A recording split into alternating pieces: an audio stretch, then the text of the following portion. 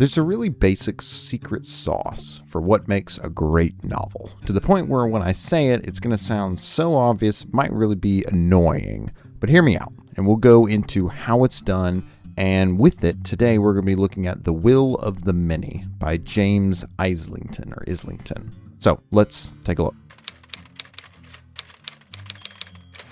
Okay, people who run ball clubs, they think in terms of buying players. Your goal shouldn't be to buy players. Your goal should be to buy wins. And in order to buy wins, you need to buy runs. For stories, our equivalent of buying runs is to get the audience to read chapter 1. This is a run. You win. If you can get this, you win. When someone likes your story, and this means that the secret sauce is to write a great first chapter. A chapter that accomplishes a laundry list of things that will do the second most important thing, which is to write a second great chapter. And at this point, I'm sure you get the idea, and repeat until you have a great novel. And again, I'm not being flippant, because ultimately when you strip everything down, what matters? What do people care about your story? Do people read it, watch it, play it? Do people talk about it? And so what we're going to do is, keeping this in mind, we're going to take a look at the first chapter of The Will of the Many and see how it works. So far I've only read one chapter because I tried to box it in and make sure I didn't add any extra context, just so I was only able to focus on this one chapter. And so far I'm really loving it. I want to read more. And so the question, how was this done? The tricky part with beginning a story is that the audience doesn't care. It's easy once they do care, throw the main character into a dire situation or something, or build towards an emotional moment. And all of this works because we have an established character and are able to build off of that, set up and pay off. But to get the payoff, we have to nail the setup. And so for this story, for The Will of the Many, we're given two characters. This grizzled old man, Hrolf, who works in the jail, and his young assistant, Vis. And they have a good working relationship. We kind of see this play out where Vis, he kind of has this memory where he completely fades out, and Hrolf is really kind of checking on him. And then suddenly this random official shows up, and the old man kind of suffers from what seems to be this severe brain fog due to working in this prison that they actually man. And Vis covers for him and says, it's bad leg, blah, blah, blah, and kind of does this complete coverall. And these little moments like this are so good, because what it does, it gives the old man an option to either stay behind or go ahead. It's his choice. Vis doesn't overreach his authority by hurting the man's pride or acting out of place in front of this outside official. And also it works because the audience loves intelligence. We love competence. And what, Vis, our main character, is able to do is he's able to display all of this under the table in this little scene. And I keep hammering this over and over again. But, while we love the good guys, most of us love intelligence wherever it lives. We love competence. Almost, again, that's what really drives us. This helps build interest into a character, which is often one of the precursors to caring about a character. And I talked about this, at the beginning, it's easy. It's much easier once the audience cares about your character to go to the next step. And so the official who's arrived at this prison, he's going through all these different seals, and everything is checking out, and we're getting all this little bits of world building in the background where they're talking about different ranks, Septimus and Octavius, where everything seems to be built upon these ranks, which at this point we don't really know what exactly is. They really are talking about will as some sort of like magic or ability that's going on. Again, it's not really kind of built out so far.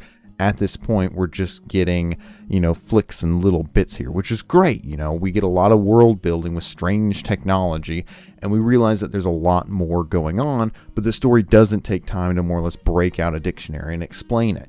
And this is the tricky part, because there's always a thin line to this, because you want to make it ambiguous enough of a mystery to get the audience and force them to think, but not too much to where they become utterly confused and just give up.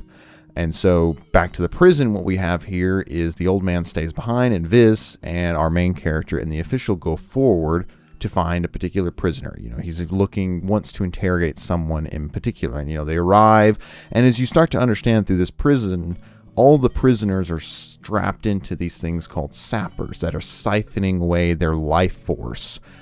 And it's a mixture of torture and harvesting their life force. And we understand that it's feeding somewhere. We don't really understand. It's a really brutal sentence to these people, because it's like a half death, which also serves to fuel their life source to somewhere else. And it's this really brutal understanding. We're getting an idea of what kind of society is creating this underneath to help fund, day-to-day activities.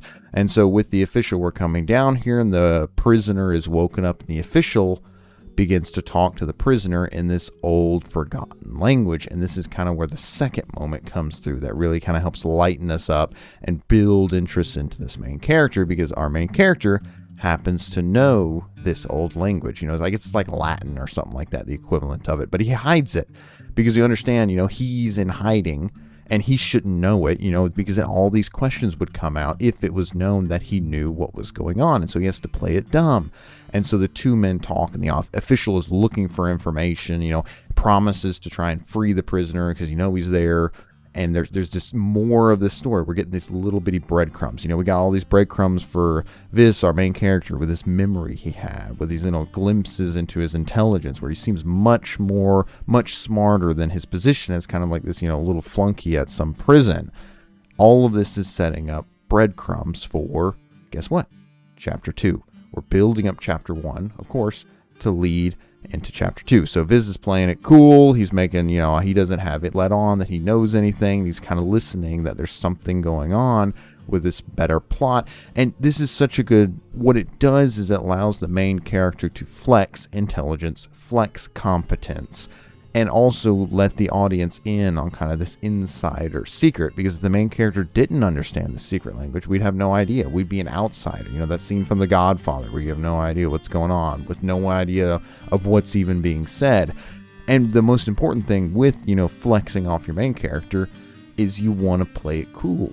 Can't be arrogant, and it's spending all this time to kind of, one, allow the audience to feel that their main character is really smart, while at the other end, making sure it's not obnoxious, because that's really important. It really matters when it comes to this.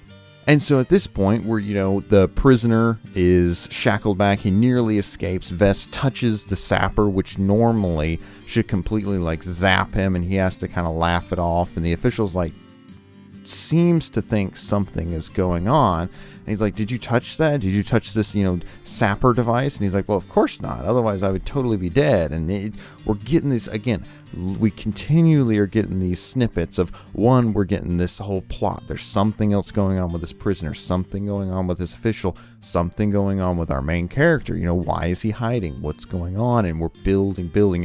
What does this also say about this world? What's going on with the government that set up this whole structure for these people to be thrown into dungeons, to be forgotten, and have their life force sucked out for some purpose that we don't know yet? And all of this is building. And so this, building and building and building. And it does all of this without saying it verbatim. We're not getting a laundry list that's saying, this is what the government says, this is what character A and character B, we're let the audience be challenged. We like a mystery. And of course, because all this goes into, the worst thing that can happen to your story is make the audience feel like they're wasting your time. That'll kill your story faster than anything. So what we have is we have all these different stories woven throughout it. But again, what is the most important thing about Chapter 1 in any given story is that it gets the audience to Chapter 2. So as you're reading this, ask yourself that question. Does it accomplish it? And for me, it did. So I'm looking forward to starting Chapter 2. I'm going to get all my thoughts on paper and kind of flesh them out. So I didn't have any extra context or go, oh, you can see how this is building somewhere, that it's actually not, because you're not supposed to know that yet. But for those of you who have read this book or are looking at it, do I have it right? Did this click for you? Did this work for you? Let me know down in the comments below. I'd really love to hear from you guys, let you know what you think. And let me know. I'm looking forward to reading more. So let me know what you think. As always, thanks for watching. I'm Jeff Cassidy, and this is Fiction Applied. I'll see you in the next.